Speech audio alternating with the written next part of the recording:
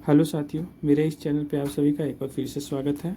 और आज के इस वीडियो में हम 28 अप्रैल 2026 के सेकंड शिफ्ट में जो भी मैथ का क्वेश्चन पूछा गया है वे सभी क्वेश्चन का हम एनालिसिस कर रहे हैं। तो चलिए शुरू करते हैं। इसमें थोड़ा बहुत डाटा इधर से उधर हो सकता है। ज़्यादातर कोशिश की है कि जो भी क्वेश्चन हम आपको एनालिसिस करवा रहे हैं वो एक्यूरेट हो, ताकि आगे आने वाले एग्ज़ाम में आपको हेल्पफुल हो सके। तो चलिए शुरू करते हैं। आज का मेरा पहला क्वेश्चन है कि मीन प्रोपोर्शन ऑफ 36 एंड 9, यानी 36 और 9 के बीच का जो है मध्य अनुपाती आपसे पूछा गया था। 27 तारीख के भी एग्जाम में ऐसा क्वेश्चन दिखा था, आज भी ऐसा क्वेश्चन दिखा है। तो देखिए, जब भी मध्य अनुपाती मीन प्रोपोर्शन निकालना हो दो नंबर के बीच में, तो एक नंबर को ए एज्यूम कर लीजिएगा और दूसरे नंबर को बी एज्यूम कर लीजिएगा। ठीक है, तो मध्य अनुपाती के लिए फार्मूला होता है रूट ओवर ए बी। ठीक है, तो रूट ओवर क्या हो जाएगा 36 गुने 9। 36 किसका स्क्वायर रूट होता है तो 6 का होता है, और 9 किसका होता है तो 3 का। तो 6 और 3 को गुना कीजिएगा तो 18 इसका आंसर हो जाएगा। ठीक है, तो ऐसे क्वेश्चन आप देख के जाइएगा, क्योंकि आज से फर्स्ट शिफ्ट में थर्ड प्रोपोर्शन पूछा गया था, यहाँ पे मीन प्रोपोर्शन पूछा गया है। चलिए अगले क्वेश्चन की तरफ चलते हैं। सिंप्लीफिकेशन से भी क्वेश्चन हर शिफ्ट में दिख रहा है, तो सिंप्लीफिकेशन आप प्रैक्टिस करके जाइएगा। देखिए यहाँ पे क्या बोर्ड मास के रूल से आपको सोल्व कर लेना है। तो पहले इसमें ऑफ तो है कहीं नहीं है, तो डिवाइड को पहले सोल्व कर लीजिए। तो जब 4 से आप 12 में डिवाइड कीजिए तब कितना आ जाएगा 3 3 3 जा क्या हो जाएगा 9, और यहाँ पे है 16, तो 16 प्लस 3 माइनस 9, 16 और 3 जोड़िएगा तो आ जाएगा 19, और 19 में 9 घटाइएगा तो फाइनल आंसर आपका क्या हो जाएगा तो 10। तो इजी क्वेश्चन था, ज़्यादा इसमें कुछ दिमाग नहीं लगाना था। ए वाला क्वेश्चन थोड़ा सा कैलकुलेटिव है क्वेश्चन इजी, बट थोड़ा कैलकुलेटिव है।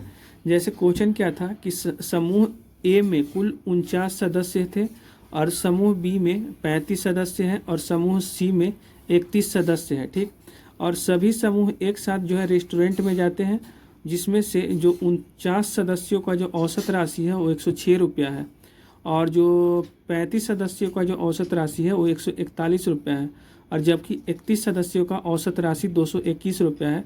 तो प्रति व्यक्ति खर्च की कुल औसत राशि ज्ञात करना है। कुछ ऐसा क्वेश्चन था।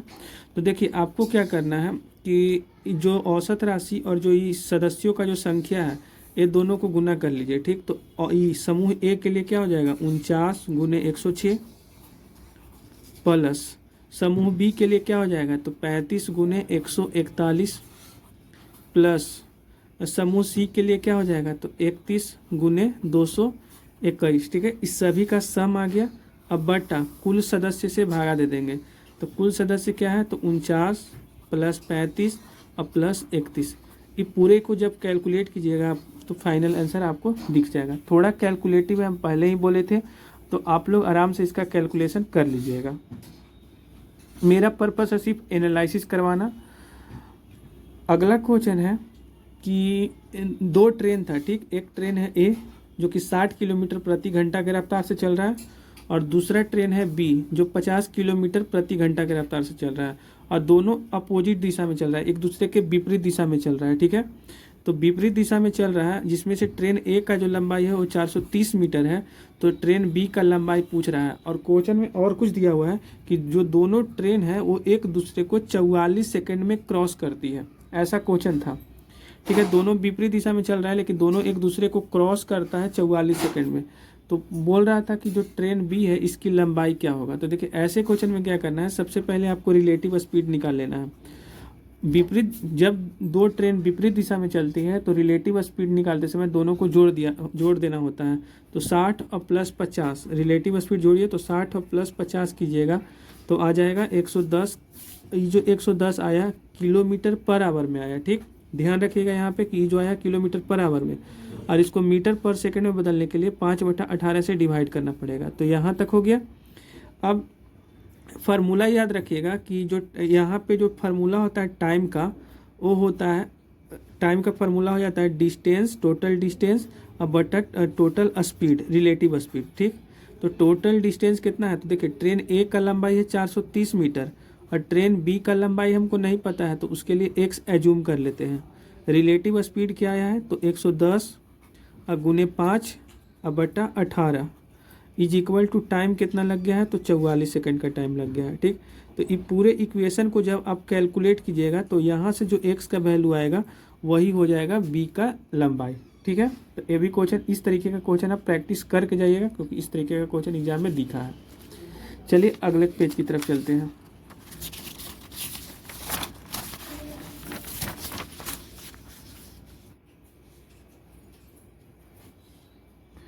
देखिए आगे क्वेश्चन पूछा गया था कि वह सबसे बड़ी संख्या ज्ञात करें, वह सबसे बड़ी संख्या ज्ञात कीजिए जिससे कि इतना और इतना, 1 मिनट थोड़ा ब्लर हो जा रहा है, इतना और इतना को भाग देने पर क्रमशः 6 और 5 शेषफल प्राप्त होता है। क्वेश्चन कुछ ऐसा था।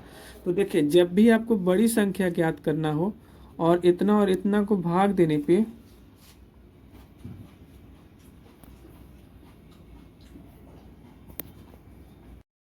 अगला क्वेश्चन है कि वह सबसे बड़ी संख्या ज्ञात कीजिए जिससे इतना और इतना को भाग देने पर जो शेषफल है वो 6 और 5 प्राप्त होता है, ऐसा क्वेश्चन है। तो जब भी आपको बड़ी से बड़ी संख्या ज्ञात करना हो और भाग देने पर शेषफल प्राप्त हो तो सबसे पहले क्या कीजिएगा कि बारी बारी से शेषफल को घटा लीजिएगा दोनों से, क्योंकि क्रमशः वाला है। तो 1657 में पहले 6 को आप घटा लीजिए तो आ जाएगा 1651, और 2037 में 5 को घटा लीजिए तो आ जाएगा 2032। और बड़ी संख्या निकालना है तो इन दोनों का एचसीएफ फाइंड कर लीजिएगा। तो एचसीएफ जब फाइंड कीजिएगा आप तो वही जो है बड़ी संख्या ज्ञात हो जाएगा, और ऐसे एचसीएफ ये दोनों का 127 आएगा। फिर भी आप अपने तरीका से वैल्यू फाइंड कर लीजिएगा।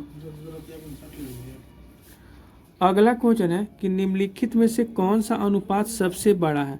देखिए ये जो क्वेश्चन है ऑप्शन जो इसमें हम दिए हैं अपने मन से दिए हैं, ठीक है, लेकिन एग्जाम में जो क्वेश्चन आया था वहाँ पे न्यूमेरिकल वैल्यू चेंजेस था। ठीक है, same to same numerical value नहीं था। तो देखिए ऐसे क्वेश्चन को आप ज़्यादातर ऑप्शन से टैकल कीजिएगा, ज़्यादा बेटर होगा। यहाँ पे देखिए 21:16 रेशियो है तो इसका वैल्यू 1 से बड़ा आएगा। यहाँ पे देखिए 12:19 है तो इसका वैल्यू 1 से छोटा आएगा। ठीक है, इसका वैल्यू 1 से छोटा आएगा। इसका भी वैल्यू जो है क्या आएगा, 1 से बड़ा आएगा। इसका वैल्यू 1 से छोटा होगा। तो ये 2 ऑप्शन तो ऐसे ही इलिमिनेट हो गया, ये दोनों ऑप्शन तो हो नहीं सकता है। तो अब ये दोनों ऑप्शन को हम डेसिमल के बाद तक सॉल्व करते हैं। तो 16 को जब एक बार में लगाएंगे तो 5, ठीक, और 16 तिया 48। यहाँ पे 13 से एक बार में भागा देंगे तो कैरी 6 बचेगा, और फिर 13 चौके 52। तो यहाँ पे ऑप्शन कौन सा होने का संभावना है, ऑप्शन 3 वाला होने वाला है। तो 19 जो 3 है वो 13 है वो सबसे बड़ा हो जाएगा। अगला क्वेश्चन है कि 216 में बेचने पर 20% का लाभ होता है तो क्रय मूल्य ज्ञात कीजिए। किसी वस्तु को जब 216 में बेचते हैं तो 20% का लाभ होता है तो क्रय मूल्य ज्ञात कीजिए। ऐसा क्वेश्चन फर्स्ट शिफ्ट में भी पूछा गया था 27 तारीख वाला में।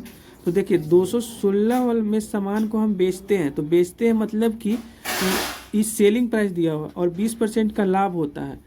तो हम बोले कि इसमें 20 ऐड है तो कितना का वैल्यू दिया हुआ, 120 का वैल्यू दिया है, क्योंकि बेच चुके हैं हम सामान 20% के प्रॉफिट पे। तो 100 का सामान 120 में बेच दिया तो 120 का वैल्यू दिया हुआ है, और क्रय मूल्य यानी 100 का वैल्यू पूछ रहा है। तो 1 0 से 1 0 कट गया, 12 एकम 12, 9 कैरी तो 12 8 96, यानी कि कितना आ जाएगा, तो 180 रुपया आंसर आ जाएगा। तो क्रय मूल्य इसका कितना हो जाएगा, 180। तो उम्मीद करते हैं यहाँ तक तो आपको समझ में आ गया होगा। चलिए नेक्स्ट पेज की तरफ चलते हैं।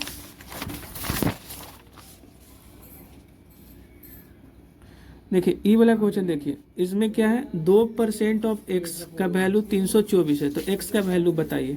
कुछ नहीं करना है, पहले 2% का वैल्यू होता है 1/50, ठीक, 1/50, और इसको x से मल्टीप्लाई कीजिए तो बराबर हो जाएगा 324। कुछ नहीं करना है, इस 50 को इधर जब भेजिएगा तो ये मल्टीप्लाई में हो जाएगा तो ये 50 हट जाएगा, तो x बराबर हो जाएगा 5 चौका 20, 5 दूनी 10 2 12 और 5 3 15 1 16, यानी 16,200 आंसर हो जाएगा। ठीक, एक लास्ट क्वेश्चन है, 3000 अंकित मूल्य है, ठीक, 3000 अंकित मूल्य पे 2 क्रमिक छूट 20% और 10% का 2 डिस्काउंट दिया जाता है।